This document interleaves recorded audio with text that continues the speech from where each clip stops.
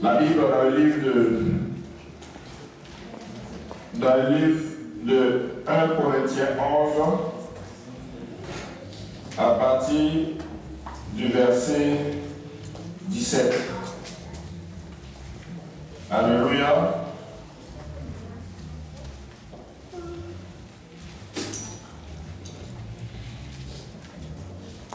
« 1 Corinthiens 11, vas-y, verset 17. Vas-y. Lis la parole de Dieu. En donnant cet avertissement, ce que je ne loue point, c'est que vous vous assemblez, non pour devenir meilleurs, mais pour devenir pires. » Alléluia. On parlait de ça tout à l'heure. On dit en donnant cet avertissement, ce que je ne loue point, c'est que vous vous assemblez, non pour devenir meilleurs, mais pour devenir pires. Alléluia. Vous savez, comme je disais, il y a toujours des problèmes dans les églises, dans toutes les églises.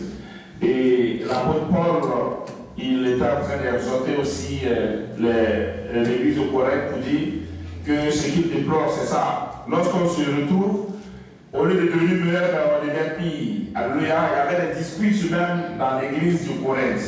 Alléluia. Vas-y. Et d'abord, j'apprends que lorsque vous vous réunissez en assemblée, il y a parmi vous des divisions. Et je le crois en partie. Car il faut qu'il y ait aussi des sectes parmi vous, afin que ceux qui sont approuvés soient reconnus comme tels au milieu de vous. Alléluia. Et quand il faut aussi, il dit d'abord, j'apprends que vous devez assembler, il y a parmi vous des divisions. Et je le crois en partie. Comme il y a des divisions aussi dans cette église, on n'en a pas beaucoup. Alléluia. Et il y a des petits clans qui se forment. Alléluia. L'apôtre Paul même réglait ce programme au premier siècle. Alléluia.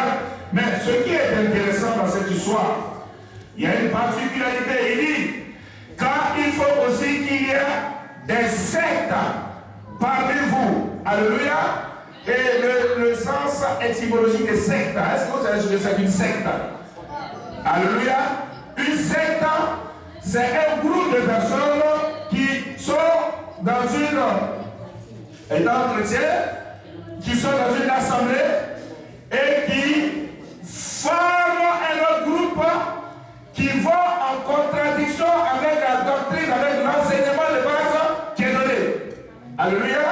Et Paul dit, parmi vous, les religieux, il faut qu'il y ait des sectes, c'est-à-dire qu'il faut qu'il y ait des groupes de personnes qui vont poser des actes qui vont en contradiction avec la parole de Dieu.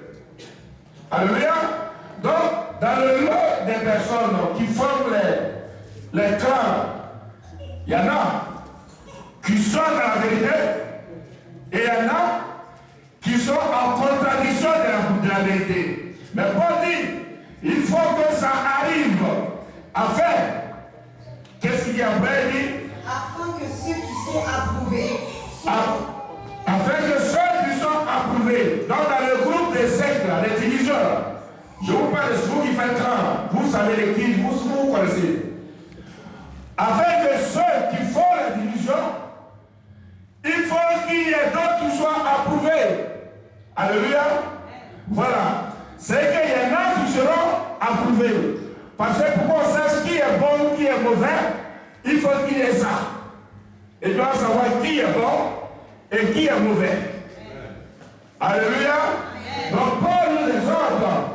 Il dit, lorsque ça va arriver comme ça, sachez que les choses sont faites pour qu'on connaisse le mauvais grain et le bon grain.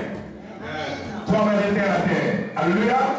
Parce que la secte, lui, son esprit va à l'encontre de l'amour. Son esprit va à l'encontre de la cohésion.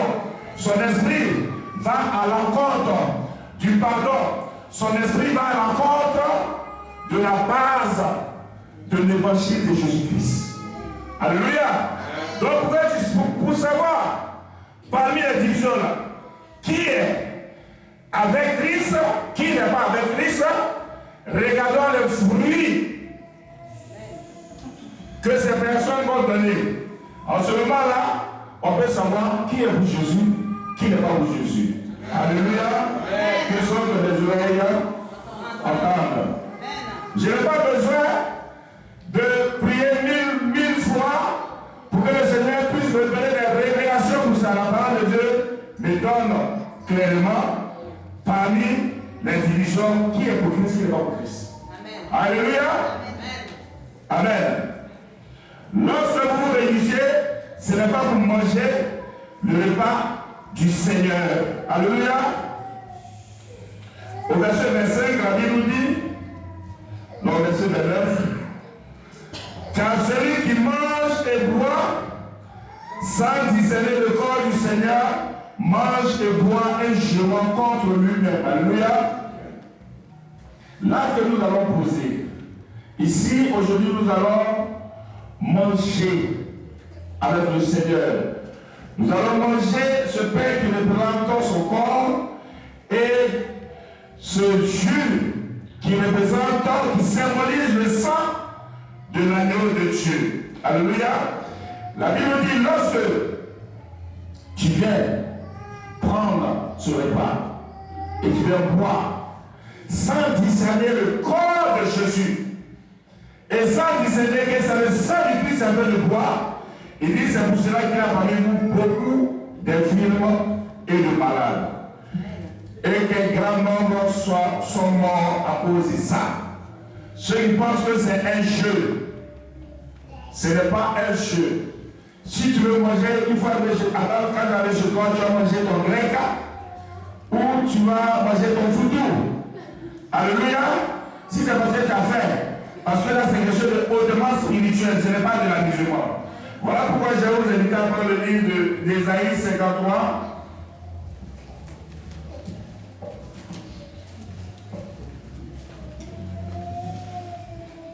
Ésaïe 53, verset 1.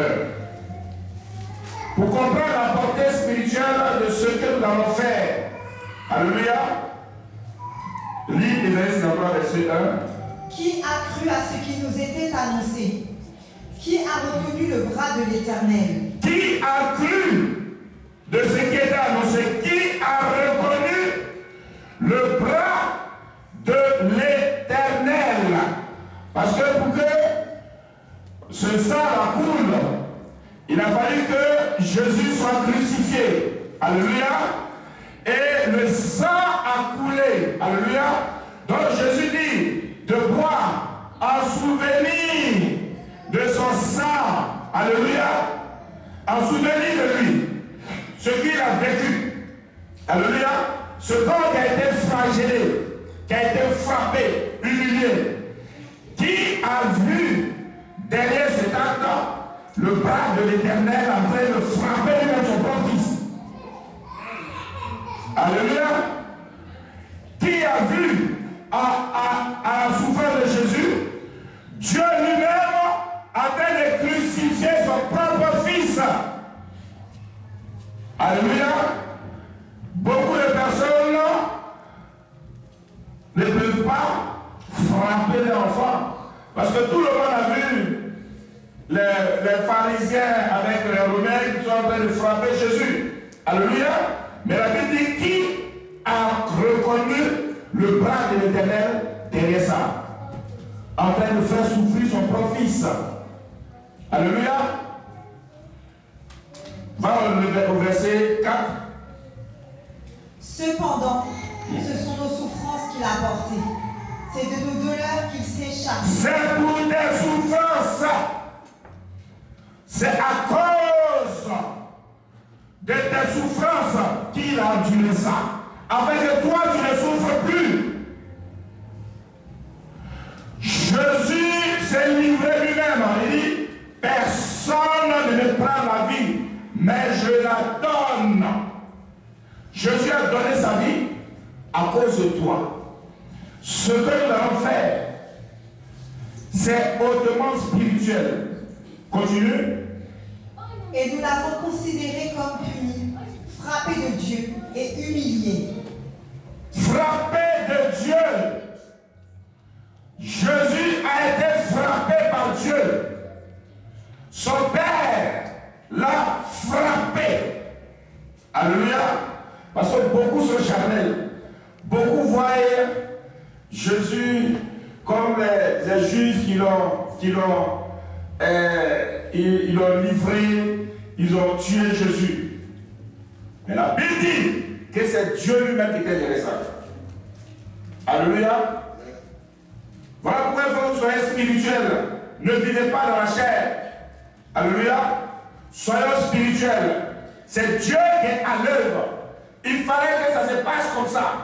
Jésus a donné sa vie afin que toi, la mort n'ait plus le dessus sur toi.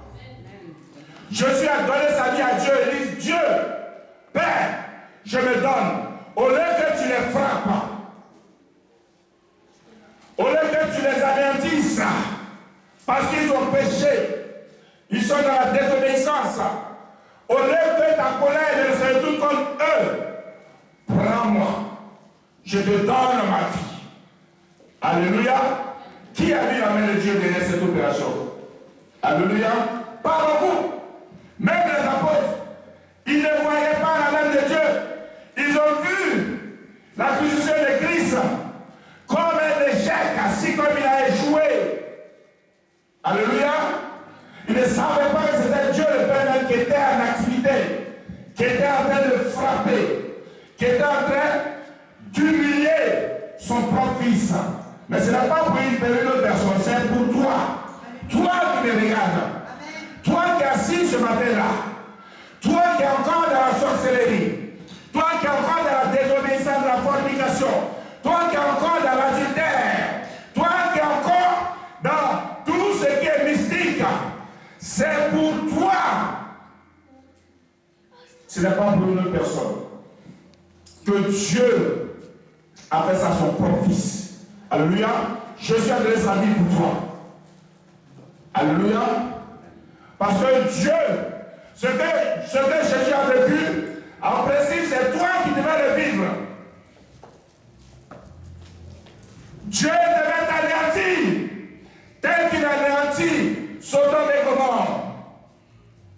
Mais pour éviter, Jésus s'est donné à son Père. Seigneur, Père, frappe-moi. Et Dieu l'a frappé pour toi. Alléluia. Vas-y. Au verset 5, mais il était blessé pour nos péchés, brisé pour nos iniquités. Le châtiment qui nous donne la paix est tombé sur lui. Le châtiment qui te donne la paix est tombé sur lui. Pourquoi? Tu es troublé. La Bible dit que tu dois être en paix. Tu dois vivre avec la paix. Alléluia. Tu ne dois pas te troubler. Car le châtiment qui te donne la paix est tombé sur lui. Alléluia. Il a tout pris à la croix. Pourquoi te trouves-tu? Alléluia. Et pourquoi doutes-tu? Jusqu'à présent, le diable vient afin de te mettre dans la doute. Pour te dire que tu ne peux pas réussir, tu ne peux pas devenir une personne, tu ne peux pas avoir ci ou ça. La Bible dit que tu dois avoir la paix. Alléluia, parce que Christ a déjà tout pris à la croix. Crois seulement qu'à la croix, tout a été accompli. Et tu verras ce qui va se passer dans ta vie. Alléluia, vas-y. Et c'est par ces meurtrissures que nous sommes guéris. Tu dis que tu es malade. La Bible dit c'est par cette meurtrissure que nous sommes guéris. Alléluia. Tu souffres d'une maladie. Il y a un esprit qui est dans ton corps. Tu ne comprends pas. Tu vas venir ce matin. Et ce corps qui a été crucifié à la croix, ce sang qui a coulé, voici la représentation physique de ce corps et ce sang ce matin. Et lorsque tu vas partager ce repas, tu vas boire le sang de Jésus et manger ce pain qui représente son corps. Sache que la Bible nous dit, c'est par ces meurtrissures que nous sommes guéris. Et tu vas parler à la maladie qui est dans ton corps. En buvant le sang de Jésus, tu vas ordonner qu'il a été cloué à la croix, qu'il quitte ton corps. Au contact de ce sang et de ce corps de Jésus, que tout ce qui est dans ton corps qui n'est pas de Dieu parte. Si tu as foi, Si tu as réellement la foi, tu verras ce qui va se passer après avoir pris le repas. Alléluia. Vas-y. Au verset 6, nous étions tous errants comme des brebis.